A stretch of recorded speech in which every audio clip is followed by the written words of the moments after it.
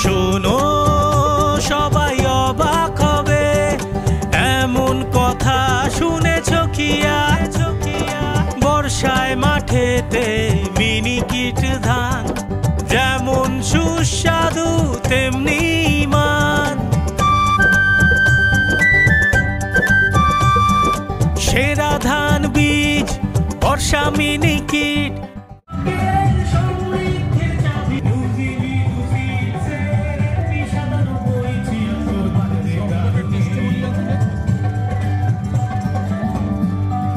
বরণ করে নিচ্ছি সর্বশ্রী রবিন হাজরা মহাশয়, জোনাল সেলস ম্যানেজার।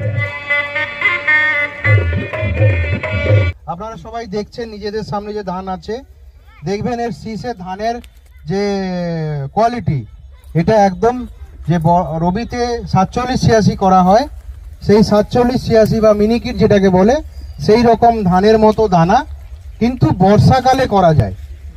বর্ষাকালে কিন্তু 47-86 ভালো হয় না, আপনারা জানেন, কালো হয়ে যায়, রোগ অনেক জ্বালা আসে, আর এবং যেটুকু হয় সেটাও খুব কম ফলন হয়। কিন্তু যেহেতু এটা সরু ধান, সরু ধানের বাজারে আলাদা চাহিদা থাকে, মোটা ধানের থেকে 200-300 টাকা কুইন্টাল বেশি দামে বিক্রি হয়, তাই নুজিবিড়ু কোম্পানি এই ধানকে রিসার্চ করে এই বছর এনেছে বাজারে। তো কি দেখতে পাচ্ছেন যে শীষ, লম্বা লম্বা শীষ, এবং ধানের যে কোয়ালিটি আছে সরু, এবং এটা দেখুন যে ধানের যে রোগ নেই, একদম গোড়া থেকে দেখুন যে কোনো রোগ নেই।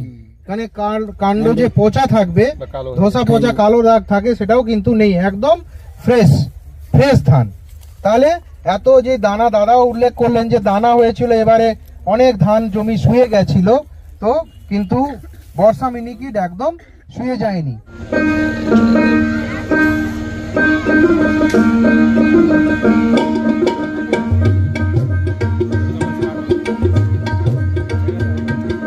শোনো সবাই অবাক হবে, এমন কথা শুনেছ কি আর?